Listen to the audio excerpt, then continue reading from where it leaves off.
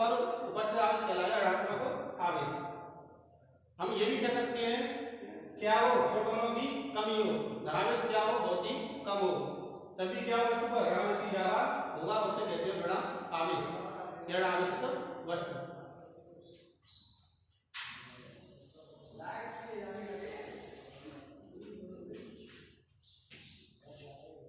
बच्चों वाला टॉपिक है आवेश संरक्षण का नियम।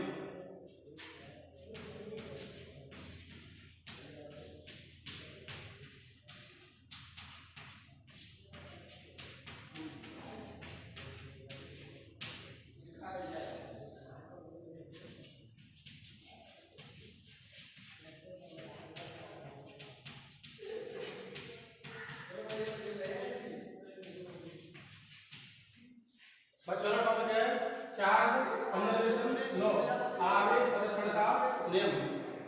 इस नियम के अनुसार आवेश को न तो उत्पन्न किया जा सकता है और न ही नष्ट। आवेश क्या है, केवल वस्तु के पदार्थ का गुण है, न तो इसे उत्पन्न कर सकते हैं और न ही नष्ट। इसे ही कहते हैं आवेश संरक्षण का नियम, the charge conservation law.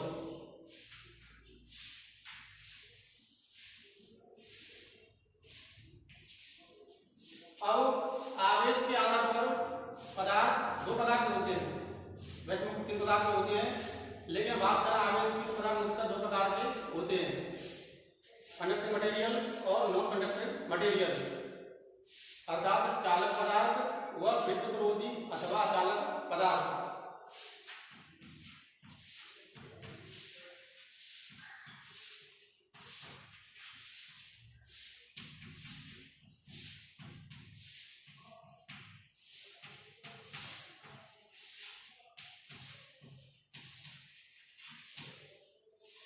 First topic है चालक पदार्थ। ऐसे पदार्थ जिनमें आवेश का प्रवाह अर्थात धारा का प्रवाह क्षमता से हो सकता है, उन्हें कहते हैं चालक पदार्थ। जैसे लोहा, तांबा, कॉपर, एल्युमिनियम, ये सब क्या है,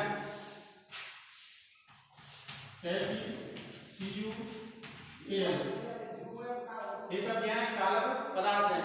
इनमें आवेश क्षमता से बह सकता है, फ्लो हो सकता है, अर्थात इनकी धारा बह सकती है, उन्हें कहते हैं चालक पदार्थ, कंडक्टिंग मटेरियल। नेक्स्ट टॉपिक है विद्युत रोधी पदार्थ, नॉन कंडक्टिंग मटेरियल। अर्थात ऐसे पदार्थ जिनमें आवेश का प्रवाह बिल्कुल नहीं होता है, अर्थात इनमें धारा का प्रवाह बिल्कुल नहीं हो सकता है, उन्हें कहते हैं विद्युत रोधी पदार्थ। जैसे कि प्लास्टिक की समस्त वस्तुएं, रबर अथवा पत्थर मान लें या सूखी लकड़ी, ये वो पदार्थ होते हैं जिनमें धारा का प्रवाह अथवा आवेश का प्रवाह बिल्कुल नहीं होता है, उन्हें कहते हैं विद्युत रोधी पदार्थ।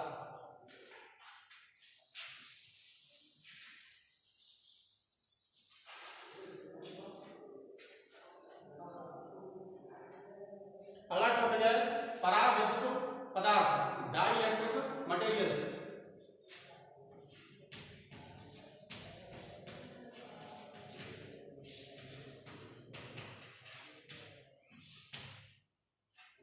ऐसे मान लो आप, जैसे कि अचालक पदार्थ होते हैं जिनमें धारा प्रवाह नहीं होता है, अर्थात जैसे कि मुंह में या कोई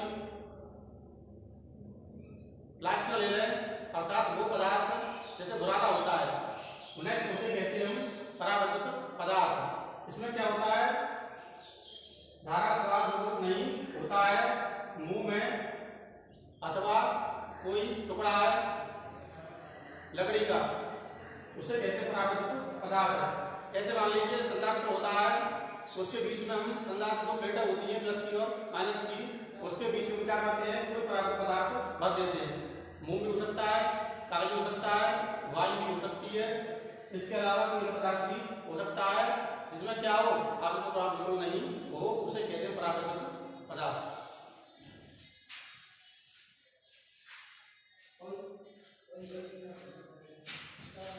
अब देखिए यहाँ पर मुख्य पॉइंट निकल के ये आता है, यदि आवेश सजातीय हो अर्थात आवेश समान प्रकार के हो, या मैं ये कहूं कि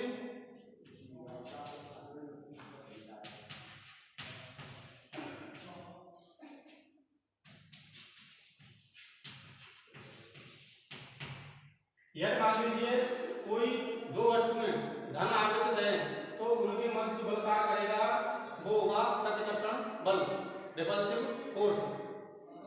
अर्थात ये दोनों वस्तुएं कैसी हो, ऋण आवेशित हो, उनके मध्य बल कार्य कौन सा करेगा, प्रतिकर्षण बल। जब क्या होंगे, दोनों आवेश समान प्रकार के होंगे तब। अर्थात वस्तु ए ले लें हम, वह वस्तु बी ले लें, क्या तो क्या हो, दोनों पर कैसा आवेश हो, धन आवेश हो, तभी जो बल लगेगा तो कौन सा होगा, प्रतिकर्षण बल।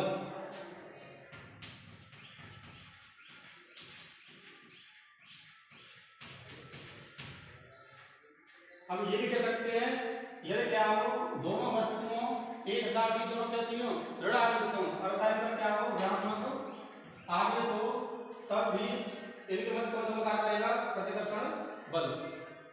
यदि आवेश कैसे हो जाए, विजातीय हो जाए, मान लीजिए वस्तु पर कैसा आवेश है, धनात्मक आवेश, वस्तु पर कैसा आवेश है, ऋणात्मक आवेश,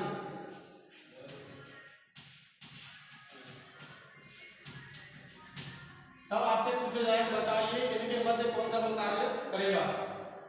यदि क्या हो, दोनों आवेश विपरीत हो, एक प्लस का हो दूसरा कैसा हो, माइनस का, उनके मध्य बल कार्य करेगा, उसे कहते हैं आकर्षण बल। ये मुख्य पॉइंट है। यदि आवेश दो वस्तु कैसी हो, सजातीय हो, अर्थात दोनों कैसे आवेश हो, समान प्रकार के हो, या दोनों पर नेगेटिव नेगेटिव हो, या क्या दोनों पर पॉजिटिव पॉजिटिव हो, बल कार्य करेगा, उसे कहेंगे प्रतिकर्षण बल अथवा प्रतिकर्षी बल। यदि दो वस्तुओं पर कैसा आवेश हो, विजातीय हो, एक प्लस का हो एक कैसा हो, माइनस का, तो उनके मध्य बल कार्य करेगा, उसे कहेंगे आकर्षण बल, अट्रैक्टिव फोर्स।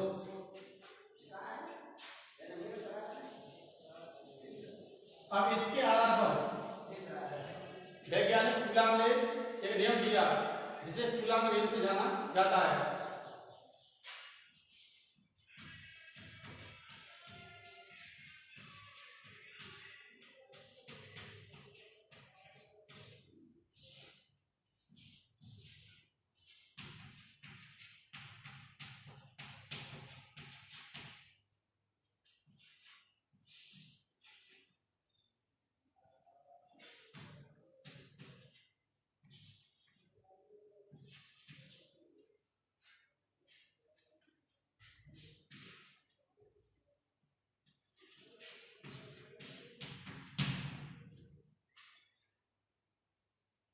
मान लीजिए कोई दो आवेश है Q1 और Q2, ये दोनों आवेश एक दूसरे से परस्पर r मीटर दूरी पर स्थित है।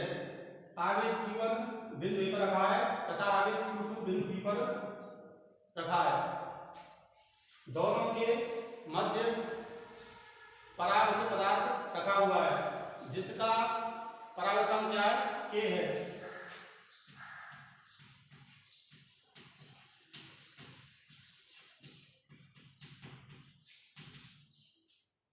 तब कूलाम के नियमानुसार, इस नियम के अनुसार कि नहीं, दो स्थिर बिंदु आवेश कैसे होने चाहिए, बिंदु के रूप में होने चाहिए।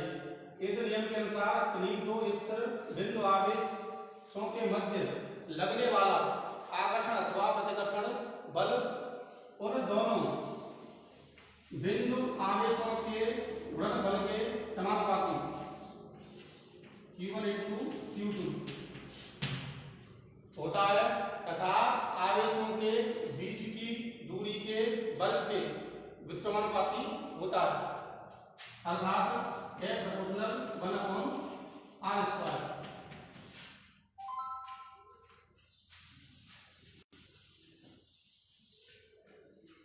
सभी का फर्स्ट सेकंड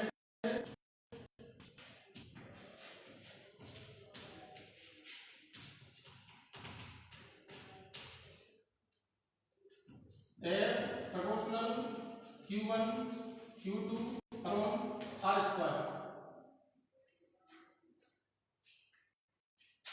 अर्थात F बराबर K Q1 Q2 बटे r², जहाँ K क्या है, कोई नियतांक है जिसका मान K बराबर 9 × 10⁻⁹ होता है।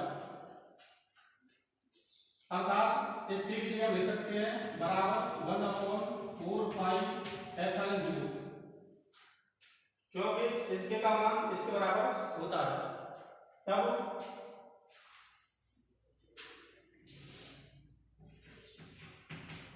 f बराबर 1/4πε0 q1 q2 बटे r²। यही क्या है, कूलॉम का नियम है। और बच्चों का मतलब क्या होता है, न्यूटन होता है।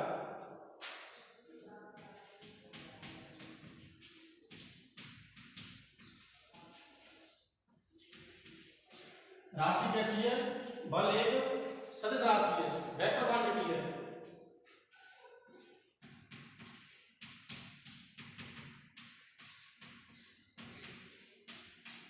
इसकी विमा क्या होती है,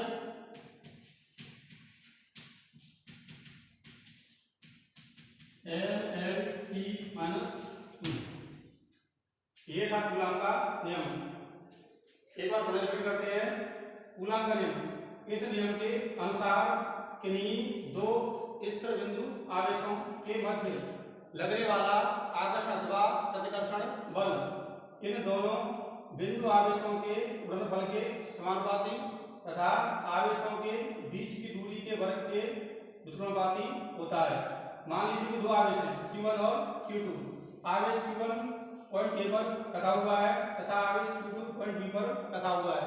ये दोनों आवेश परस्पर एक दूसरे से r दूरी पर स्थित हैं तथा इन दोनों आवेशों के मध्य कोई परावर्तक पदार्थ रखा हुआ है जिसका परावर्तक क्या है, k है।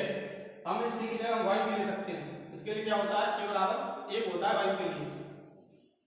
तब समीकरण फर्स्ट व सेकंड को सम्मिलित करने पर अर्थात f बराबर q1 q2 बटे r²। जब कभी भी चिन्ह ढाते समानुपाती का क्या आता है, इसकी जगह नियतांक आता है, जिसे मान लिया आपने k, अर्थात f बराबर k q1 q2 बटे r²। जहां k क्या है, समानुपाती स्थिरांक है अथवा कांस्टेंट है। इसका मान कितना होता है, 9 होता है, जो कि इसके बराबर होता है, अर्थात k बराबर 1/4πε0। तब कूलॉम का नियम से बल कितना हो जाएगा, f बराबर 1/4πε0 q1 q2 बटे r²। बल मात्रक क्या होता है, न्यूटन। राशि कैसी है, सदिश। विमा क्या होगी, L/T-2। यदि आवेशों के मध्य कोई परावर्तक पदार्थ रख दिया जाए तब सूत्र क्या हो जाएगा, f बराबर 1/4πε0 k q1 q2 बटे r²। जहां k क्या है, k है परावर्तकांक, माध्यम का परावर्तकांक। यदि हम दोनों आवेशों के मध्य y मान लें, y के लिए क्या होता है, k बराबर 1 होता है।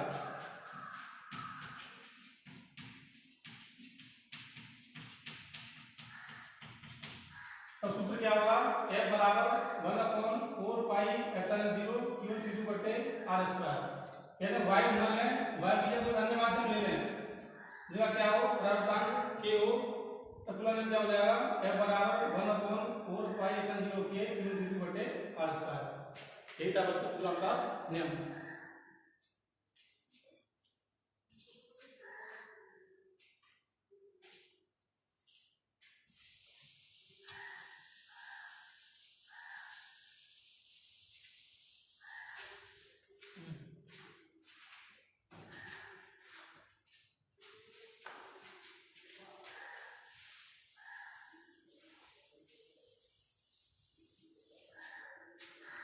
पढ़ते हैं विद्युत क्षेत्र।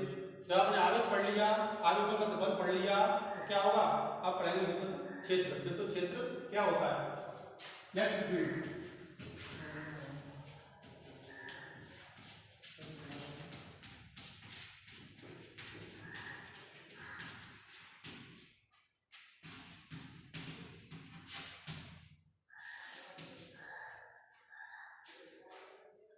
ऐसे मान लो आवेश के चारों ओर का क्षेत्र, कहां तक आवेश का स्पर्शीकरण है, जहां तक आवेश पहुंच सकता है, आवेश की पहुंच है, तथा जहां तक आवेश को महसूस कर सकते हैं,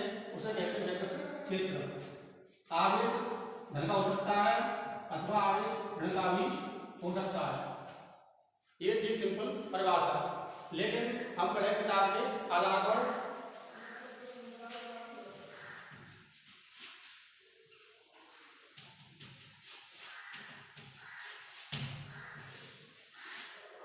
यदि किताब के आधार पर परिभाषा पढ़े हम विद्युत क्षेत्र की। विद्युत क्षेत्र क्या है? तो कोई एक आवेश अथवा आवेश समूह के चारों ओर का वह क्षेत्र, कोई एक आवेश अथवा आवेश समूह के चारों ओर का वह क्षेत्र जिसके भीतर किसी अन्य आवेश को लाया जाए। ये लाया गया आवेश धनात्मक हो सकता है और ऋणात्मक भी हो सकता है। तो वह आवेश किसी बल का अनुभव करे। यदि आवेश धन का लाया गया, बल लगेगा प्रतिकर्षण। यदि आवेश ऋण का लाया गया, बल लगेगा आकर्षण। तब कोई एक आवेश अथवा आवेश समूह के चारों ओर का वह क्षेत्र जिसके भीतर किसी आवेश को लाया जाए, तो वह आवेश किसी बल का अनुभव करे।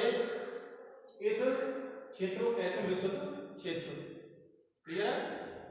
दोबारा सुनिए, कोई एक आवेश अथवा आवेश समूह के चारों ओर का वह क्षेत्र जिसके भीतर बाहर से किसी अन्य आवेश को लाया जाए, तो वह आवेश किसी बल का अनुभव करे, उसे कहते हैं विद्युत क्षेत्र। यह बाहर से लाया गया आवेश धन का हो सकता है और ऋण का भी हो सकता है। यदि दोनों आवेश कैसे हैं आपके? धनात्मक है, बल कौन सा लगेगा? प्रतिकर्षण बल। यदि आवेश दोनों एक धन का है, एक कैसा है? ऋण का, बल कौन सा लगेगा? आकर्षण बल। क्लियर?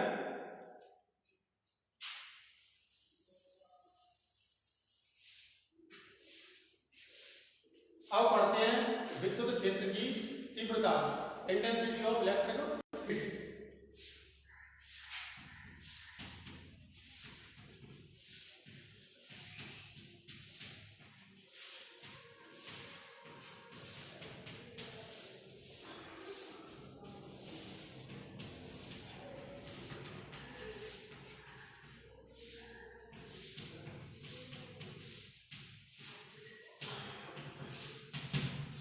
विद्युत क्षेत्र की तीव्रता जिसे हम कैपिटल ई से प्रस्तुत करते हैं, अर्थात विद्युत क्षेत्र में रखे कोई परीक्षण आवेश तथा उस आवेश पर लगने वाले बल F। दोबारा सुनिए, विद्युत क्षेत्र में कोई रखा हुआ, मान लीजिए विद्युत क्षेत्र परीक्षण आवेश रखा हुआ है तथा उस आवेश पर बल F कार्य कर रहा है, तो आवेश पर कार्य बल F तथा परीक्षण आवेश Q0 के अनुपात को कहते हैं विद्युत क्षेत्र की तीव्रता। अर्थात एकांक धन परीक्षण आवेश, एकांक धन परीक्षण आवेश पर कार्य करने वाले बल F को कहते हैं क्षेत्र की तीव्रता।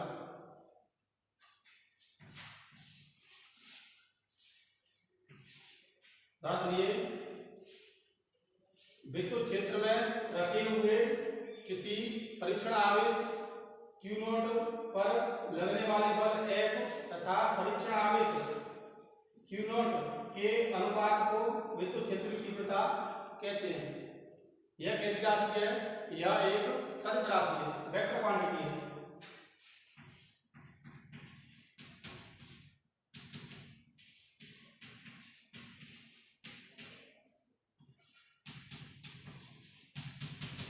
बात करें मात्रा की, समात्रा क्या होगा?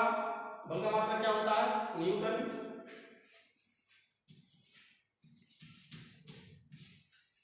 आवेश का क्या होता है? Coulomb.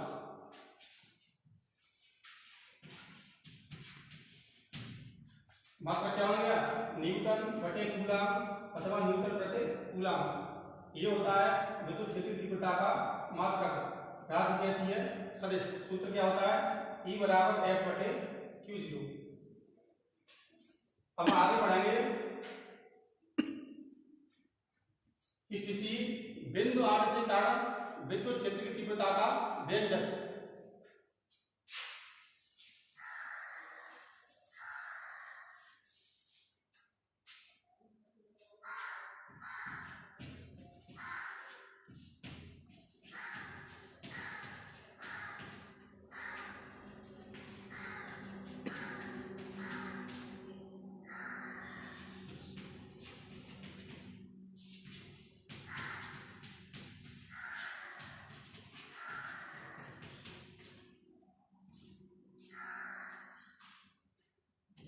Intensity of electric field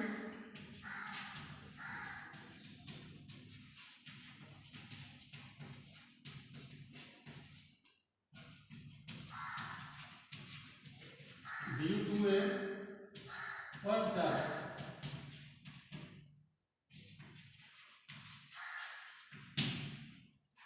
बिंदु आवेश के कारण विद्युत क्षेत्र की तीव्रता।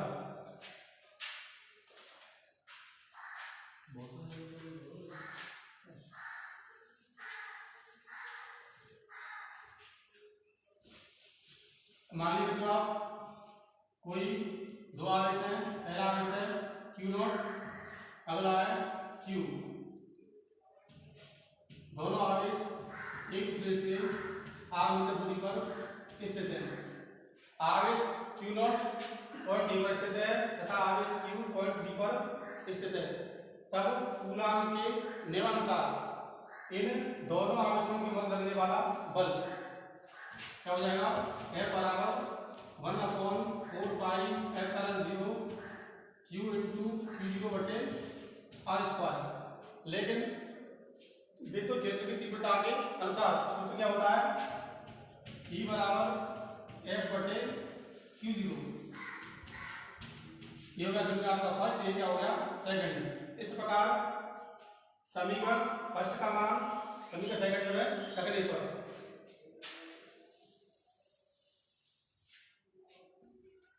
क्या आता है आपका E बराबर 1/4 pi epsilon 0 Q into Q0 बटे Q0 इंटू R स्क्वायर। क्या होगा? Q0 कट जाएगा, शून्य क्या आएगा? E बराबर 1/4 पाई एप्सिलॉन 0 Q बटे R स्क्वायर। मात्रा क्या हो जाएगा? न्यूटन प्रति कूलाम। राशि कैसी है? सदिश है। यदि ये सूत्र में तब आया है जब क्या है दोनों आवेशों के मध्य वायु स्थित है।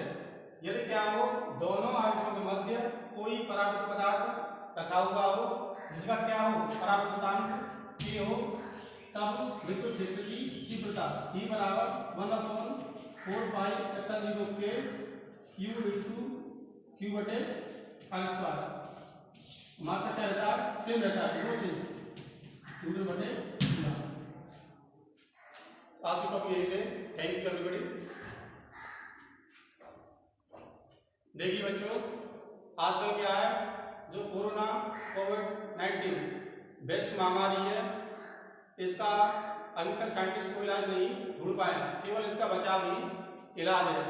जब कभी हम बाहर से घर पर आए तो घर की किसी वस्तु को हाथ न लगाएं तथा घर के किसी सदस्य से नहीं मिलें, साबुन से हाथ धोएं, अपने आप को सैनिटाइज करें अथवा जहां तक संभव हो नहा भी सकते हैं तथा तब घर के अंदर प्रवेश करें और एक दूसरे से दूर रहें। यदि कोई व्यक्ति कहीं बाहर से या किसी अदर स्टेट से आपके गांव में, शहर में या कस्बे में आया है तो उसके पास न जाएं। पहले उसे किसी स्वास्थ्य केंद्र पर भेजें जहां उसका परीक्षण हो जाए, चेकअप हो जाए। उसके बाद रिपोर्ट निकल के आती है, यदि वो सही पाया जाता है तब आप उस व्यक्ति के संपर्क में आए। और ज्यादातर इसका बचाव यही है कि सोशल डिस्टेंसिंग, इस पर आप विशेष ध्यान रखें। Thank you.